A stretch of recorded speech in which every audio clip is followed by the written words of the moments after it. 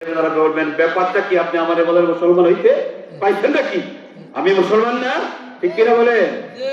ইব্রাহিম আলাইহিস সালাম কাল বিলম্ব দেরি করে না, কোনো প্রশ্ন করে না, বলে না ওগো আল্লাহ আমি তো নবী, কত পরীক্ষা দিয়ে উত্তীর্ণ হইলাম, ঠিক কিনা বলেন? ছেলে কুরবানি করলাম, আগুনে পড়লাম, আগুন থেকে উঠলাম, তারপরও তুমি কও মুসলমান হইতে, এখন কি মুসলমান হওয়া আমার বাকি আছে কিনা? প্রশ্ন আসে কিনা? কোনো প্রশ্ন নাই, কোনো প্রশ্ন নাই, নো কোশ্চেন, কোনো প্রশ্ন নাই, কোনো দেরি নাই, সঙ্গে সঙ্গে সাল্লাম আল্লাহ বলছেন আসলামতু লিরাব্বিল আলামিন। আল্লাহু আকবার। সাল্লাম দেরি করে না, মুহূর্তের মধ্যে বলছেন আল্লাহ আসলামতু, আমি ইসলাম গ্রহণ করলাম, মুসলমান হইলাম, আমি আত্মসমর্পণ করলাম। ইসলাম মানে আত্মসমর্পণ করা, আমি নিজেকে সঁপে দিলাম, পৃথিবীতে আর কেউ নাই, তুমি মাত্র একমাত্র মাবুদ, একমাত্র ইলাহ, তুমি ছাড়া আর কারো ইবাদত করার সুযোগ নাই, তুমি ছাড়া আর কারো হুকুম মানার সুযোগ নাই, আমি তোমার কাছে আত্মসমর্পণ করলাম। শুধু আত্মসমর্পণ তোমার কাছে করলাম না, লিরাব্বিল আলামিন, তুমি সমগ্র বিশ্বের রব, তোমার কদমে আমি আত্মসমর্পণ করলাম। এখন আত্মসমর্পণ করতে পারবেন? এই আত্মসমর্পণ মানে হচ্ছে দুনিয়ার সব লোভ লালসা, ভয় লোভ লালসা সব ঊর্ধ্বে থেকে, দুনিয়া সব বাদ দিয়া, ধন সম্পদ বাদ দিয়া আল্লাহকে চিন্তা করেন, বাঁচার জন্য যেইটুকু দরকার সেইটুকু রাখেন, বাকি সম্পদ আপনি মরে গেলে আপনার কোন সম্পদের মালিকানা আপনার থাকবে না, থাকবে কিনা বলেন? লাশ সামনে রেখে জানাজার নামাজের মধ্যে আমি সাক্ষী, আমার এলাকায় ঘটনা ঘটে 8 থেকে 40 বছর আগে, জানাজার নামাজ পড়াবো, আমি দাঁড়ায়া গেলাম, সবাইকে বললাম আপনারা সবাই নিয়ত করে নিন, এক্ষুনি জানাজা শুরু হবে। যখন তাকবীর তাহরিমার জন্য হাতটা তুললাম, পিছন থেকে আওয়াজ আসলো হুজুর একটু রাখেন, একটা কথা আমার আছে, জানাজাটা পরে পড়েন। পিছন দিকে তাকাইলাম, তাকাইয়া দেখলাম একটা ছেলে দাঁড়ায়া কয় আমার বাবার জানাজা হবে পরে, আগে আমাদের সম্পদ গুলো ভাগ করেন, সম্পদ ভাগ করা ছাড়া বাবার জানাজা আপনি পড়তে পারবেন না।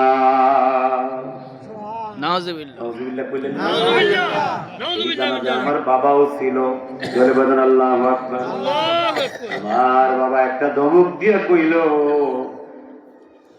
জায়গা জমি ভাগ করা যাবে, ইমাম সাহেব দাঁড়িয়ে গেছে, জানাজা পড়বে, এই সময় তোর জায়গা জমি ভাগ করার প্রয়োজন হয়েছে। কয় না চাচা, ভাগ করেন, ভাগ করা ছাড়া জানাজা হবে না। নাউজুবিল্লাহ। এরকম ঘটনা অনেক আছে কিনা বলেন? আছে কিনা বলেন? তাহলে বন্ধু, নবীজি বলছেন দুনিয়ার জমিনে প্রত্যেকটা মানুষের 3টা বন্ধু থাকবে। কয়টা? 3টা। এই লম্বা ঘটনায় আমি যাব না, একটা বন্ধু হচ্ছে, নবীজি বলছেন মানুষের চক্ষু বন্ধ করার পরে ওই বন্ধুর সাথে আপনার আর বন্ধুত্ব থাকে না, ওই বন্ধু আপনার বন্ধুত্ব ত্যাগ কইরা দেয়। গুরুত্বপূর্ণ কথা হচ্ছে বন্ধুরা, নবীজি বলছেন ওই বন্ধুটা হচ্ছে তোমার সম্পদ। আপনি গাড়ি বাড়ির মালিক বলেন, আমার বলেন, এই বাড়ি আমার, এই ঘর আমার, এই ব্যাংক আমার, এই ব্যালেন্স আমার, এই জমি আমার, ঢাকার বাড়ি আমার, ঠিক কিনা বলেন? আপনার চক্ষু বন্ধ হয়ে গেলে এই বন্ধু আপনার থাকে না, এই বন্ধু আপনার থেকে সম্পর্ক ছেদ করে মালিকানাটা আরেকজনের কাছে চলে যায় কিনা বলেন?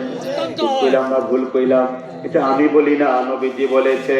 ও বন্ধু, এই দুনিয়ার মায়া ত্যাগ করে যেটুকু হলে আপনি বাঁচবেন সেইটুকু আপনি রাখেন, প্রত্যেকের রিজিক তার কাছে, হালাল ভাবে কামাই করেন, সমস্যা নাই, কিন্তু হারাম পন্থায় অবৈধ ভাবে একটা কানাকড়ি কামাই করবেন, জমি কিনবেন, জায়গা করবেন, বাড়ি করবেন, হাদিস শরীফে আছে নবীজি বলছেন এই অবৈধ উপার্জন দিয়ে যদি আপনি জমি কেনেন, এই জমিটা 7 তরফ নিচ থেকে জিবরাইল আমিনকে হাসরের মাঠে আল্লাহ বলবেন জিবরাইল যাও আমার বান্দা বড় শোক কইরা জুস খায়া, অন্যায় কইরা, চাঁদাবাজি কইরা, দুর্নীতি কইরা, পরের জমি জোর কইরা, দখল কইরা জমি করছে।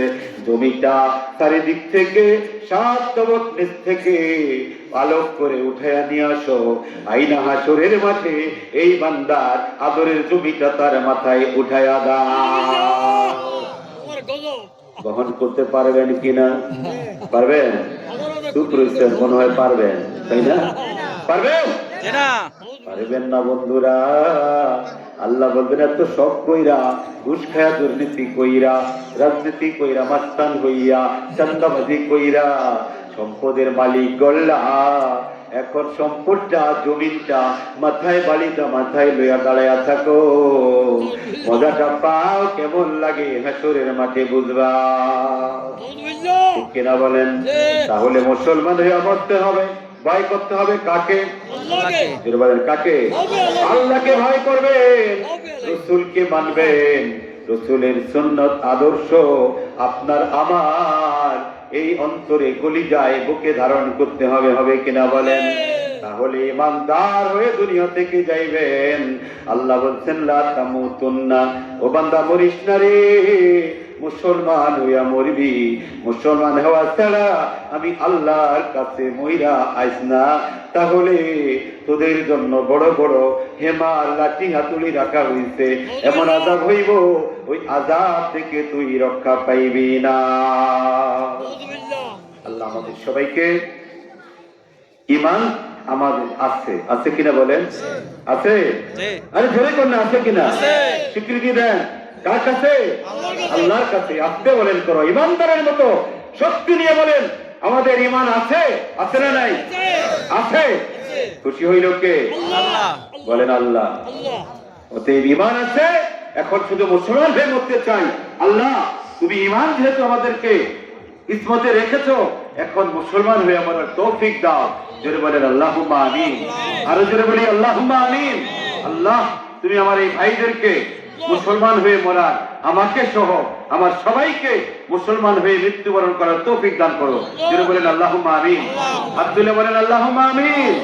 জোরে বলেন নারে তাকবীর, নারে তাকবীর।